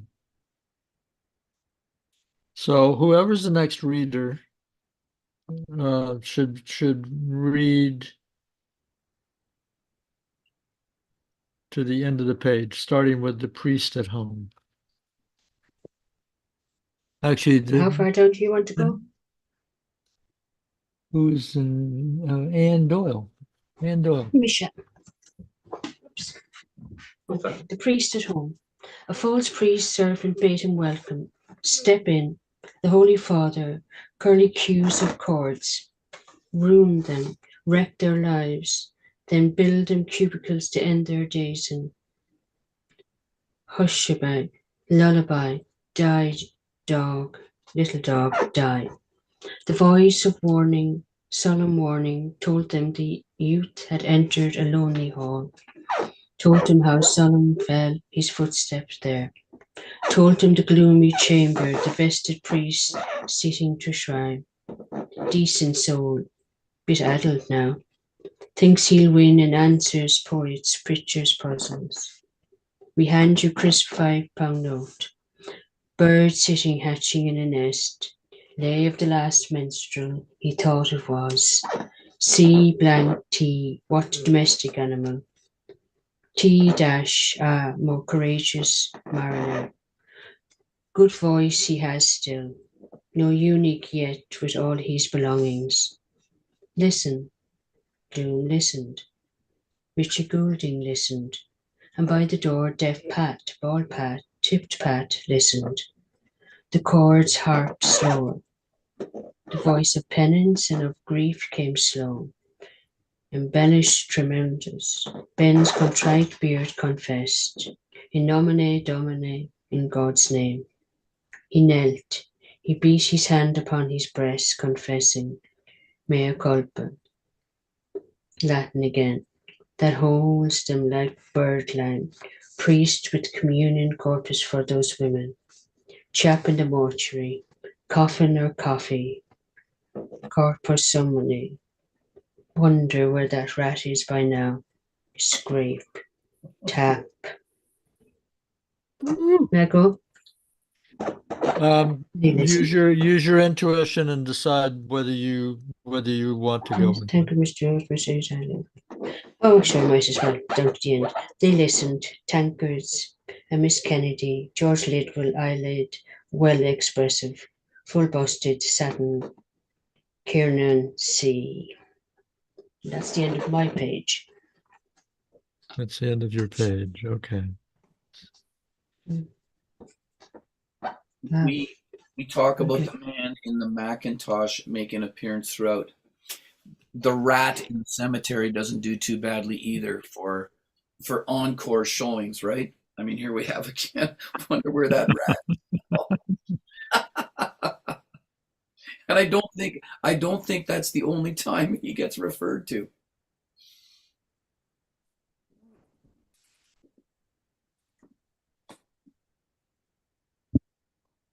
Hatching in the nest, lay of left. This whole thing is so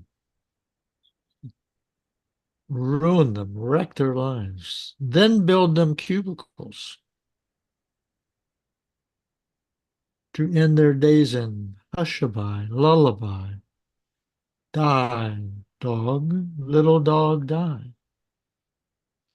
Help. You see, the money to build the Ivy home for it comes from Guinnesses. Yeah. So you feed them all the drink, take the money, and then use some of the money to build the homes for them when they're homeless at the other side, having lost their money. You see. Okay, so the Ivy home is a home for indigents. The Ivy buildings are in the centre of Dublin, quite near to the brewery, and they provided originally an old soldier's home, but they provided a bed at night and good accommodation for basically the dispossessed. So Dollard is living in the Ivy hostel, basically. Mm-hmm. And that would make sense that he's walking out of there to meet his friends then and over to sing in the Ormond Hotel. Yeah. Yeah, thank you so much. Yeah, because that just made sense to me, but I didn't realize, I didn't realize that those buildings were there, but I looked it up and they were in the 1800s and something. Those Ivy. That's a very cynical view of the Ivy charity. It's a massive set of buildings. It isn't just one. There are basically what would have been very, very good. It's like a street there's a street there. It's three streets, 3 blocks, and there would have been very good apartments, and these are for the elderly, indigent people. But there was also a school, and one of the best schools in Dublin. It's still there. And if you go into that school, the Ivy School, it's got a different name now. Don't know, you might know it. But if you look along the hall on the way in, they have the history of the school.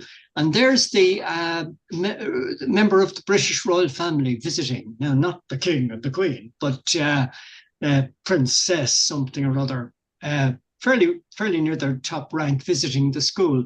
And all the pupils are wearing their best clothes. But look at their feet. Most of them have no shoes. Mm-hmm. It's an astonishing photograph. It says everything. Mm-hmm. And they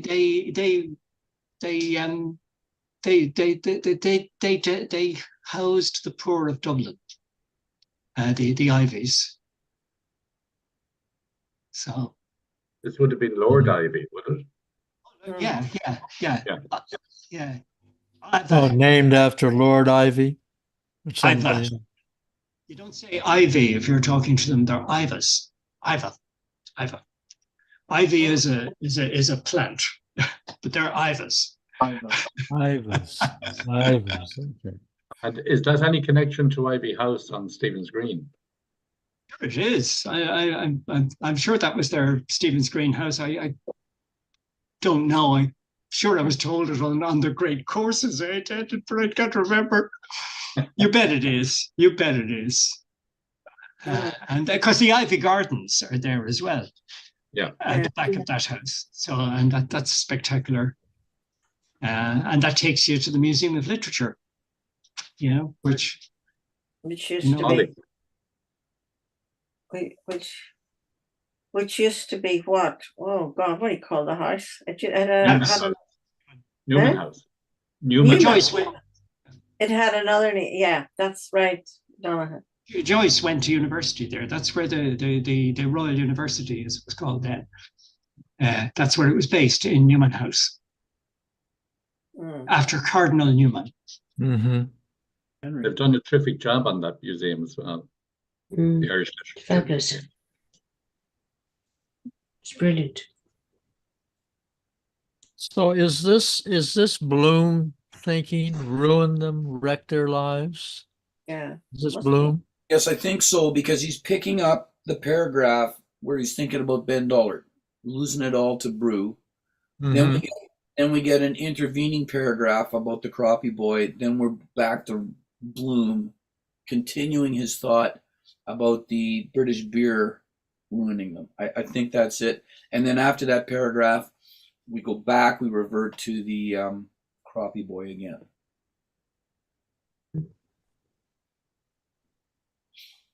Well, and actually, I just want to say how people read this 100 years ago without the benefit of notes. I don't know. Yeah. Yeah.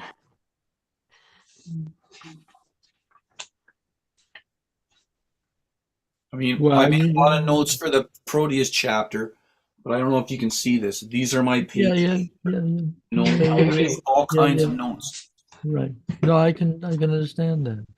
But on the meta level, I mean, we do take the words on a page and we give them some sort of meaning. And our minds, I think, are constructed that if we can't make a meaning out of something, but we still get value out of a book, we'll kind of glide over that part. So it's exceedingly interesting to reread and to be astonished at a conversation like we've had today, and to realize that we thought we were reading, I thought I was reading deeply before, and all of a sudden I realized, oh my God, this is so many dimensions in here. Yeah. I sat in on a discussion run by an academic on this chapter, and this seemed to be her specialty. And she kept saying, this is a more complicated chapter than it appears. This is a very complicated chapter. And I am so grateful that you had us read the whole thing and then go back, because when we read that whole thing, it just impressed upon me how complicated this is. Because we're actually dealing with 4 locations, 3 in the bar, and then the blind guy, the blind stripling making his way in. And so we're keeping a lot of plates in the air with this one.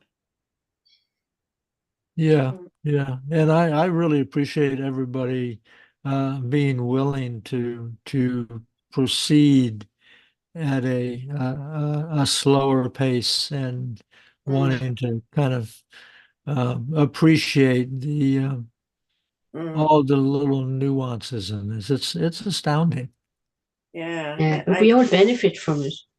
Yeah, I Yeah. love it. But I mean, it's just beautiful and intricate. I mean, this is a beautiful Mhm. piece. Yeah. And wonderful, Joe, to have, your overarching thing of it, to keep us in the sort of the macro level of what was about how it related to Hmm. to the Yes. Greek thing, or to the Greek thing, or whatever. Yeah. Sorry. Well, that's just that phrase. But the Joyce consistently described this. By the way, I'm of the opinion that this is his masterpiece within the masterpiece. This is the piece that he appreciated most. Oh, really? Yeah, and there's most in it.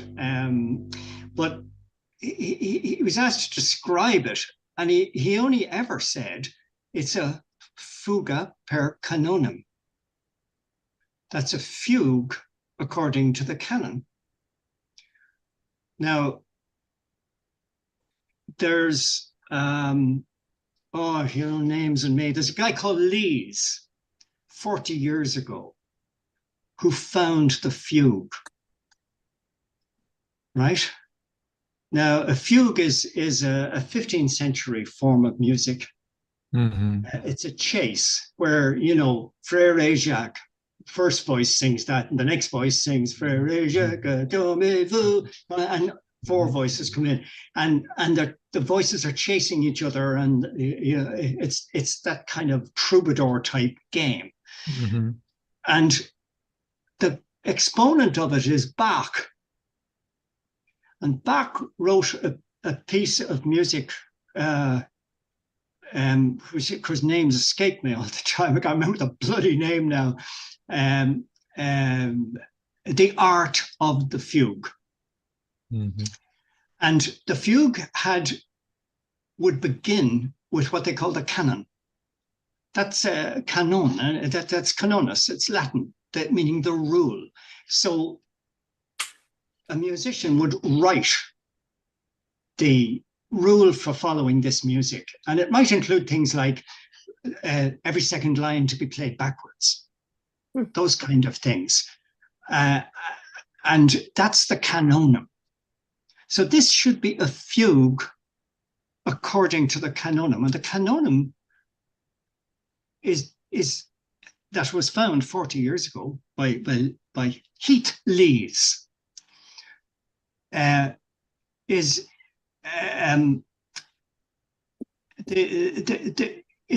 what people mistakenly call the overture.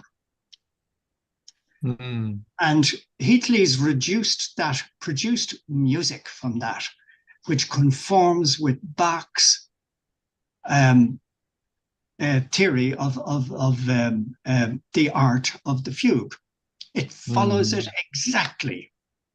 And he went to the manuscripts that Joyce used in notebooks and found Joyce marking out the music that with dots over the certain words in that opening 64 lines. Mm-hmm. That a lot of people said was just rubbish that had no meaning at all. And so for 40 years, we've known that that he has inverted the practice of a fugue by giving us the music first in those 64 lines, and the rest then is kind of simulating music other than being it. And if you want a kind of a takeaway, if I with permission, Duncan, go back to the very start of the episode, and you'll see something. Oh, okay. You mean going back to the beginning? Started this one. Bronze by Yeah, Bronze by Gold. Yeah. What page is that in Wordsworth? Oh, let's see. It's page 229. Now, just look at the first 4 lines of the episode. Bronze by gold, heard. The first letter is B. The second line is the second line is chips, because there's no full stop after ringing. That first line runs ringing impertinent. The second line begins chips, begins with a C. The next line begins with a H. And the next line begins with an A husky, an anagram of the name Bach. Oh, no. Wow. Unnoticed. Wow. Unnoticed until 1984. Unnoticed for 60 years. Whew. Thank you. Oh my God. So, and there has to be more in there. There has to be, you know. So if anyone wants to, that name, I've got it out now, is Heath Lees. And if anyone wants the paper, it's called An Introduction to Sirens and the Fuga per Canonum. And it's the one thing Joyce always said, it's a fuga per canonum. And then people were saying, no, Joyce doesn't know what he's talking about. You know, it's like these people who say it's not to do with we lost your.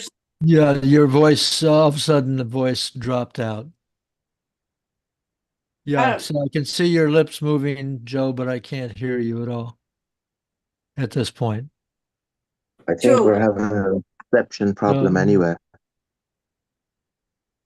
Get a bit of me back now. Yes. Back to my old way. Yeah. So that's Heath Leeds. Joe, how are you spelling that reference? How am I spelling it? Yeah, well, his name. Yeah. Okay, I'll type it. Last name is I guess Leeds. Lead.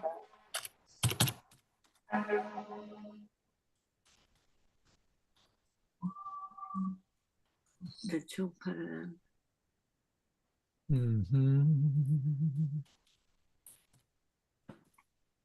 That is so interesting. Oh. Mind blowing. It is mind blowing. Yes, it is. It is very much so. To the extent that I have blatantly broken my rule today. Oh yeah, you're going past it. But you know, Heath Lees. H-E-A-T-H. Oh yeah, I'll just screenshot it. If anyone wants it, I can send you a PDF if you've trouble getting it. I actually have it. Yes, I do. That would be wonderful. That would be wonderful. You know, but he reduces it all to music. You see, he shows. Wow. Okay, fantastic. But that makes sense. Yeah. And you know, just where we're finishing, you know, there's something about answers and poets, picture puzzle, and all that sort of thing. I don't know. Yeah. That's he seems to that. What's his name? Ben Dollard seems to enter competitions Yeah. to try and get money. You know. I want to Oh, suggest that's one good. thing, just for fun, because we're talking about fugues. Have you ever seen this guy Smolin, Smalin? Look him up. He does the Bach's Grosse Fugue. He does it in different colors. Each note is a different color. You can actually see what a fugue is. It's just wonderful. Smalin. Smalin. I get them on YouTube, but I think you could just get them easily. Okay. And it's interesting too that Bach's art of the fugue is in 18 episodes. Oh, wow. Okay. And the Mozart's Jupiter symphony is a fugue. So Mozart who's later than Bach, had taken the symphony and made a fugue into it. And Joyce is doing that with literature. Mhm. He's doing what Mozart did. Well, See? this Do has you know been what? Do you know what, Joe? He never quite got over losing out to John McCormack. So this is his revenge. Yeah. None of their bronze nonsense for me, you know. Yeah. Yeah. But did he get a bronze medal? Yeah. Well, the Aunt Josephine. I don't know. This was amazing. Well, I think our cups runneth over. Yeah, where did we And, stop? Oh, I lost where did we stop? I kind of made an arbitrary decision Okay. about that. And we're going to stop. We're going to start next time with the tap. Unless someone brings it up and says we didn't quite cover something. Dave, I'm looking at you. I figured out. It's good. You're getting a tough time, Dave. I would just say that we made it through a page in terms of our discussion. No, and this is not an ironic comment, because I believe that there's value in reading a book with the same sort of painstaking effort that the writer wrote it. And I think that's what's happened today. Yeah. No, it's getting richer and richer and richer. Exactly. And you know, I'm kind of a by nature a very slow turtleish type person anyway. Me too. You know, and so it really nourishes me deeply to go into stuff in this manner. Yep. It's fun, it's exciting, and I feel nourished on the emotional level, and I feel very nourished on the mental level as well. So it's fantastic. Yes. Yeah. Yay. But before we blow out all of our nerve endings, I will wind it up for today and invite you all to come back for another wonderful session next week. And also for those who are participating in the Hamlet reading, we will continue with that tomorrow too. Act 4 all the way through. Act 4 all the way through, and then going back and Thank you. parsing. Okay. I will click the button.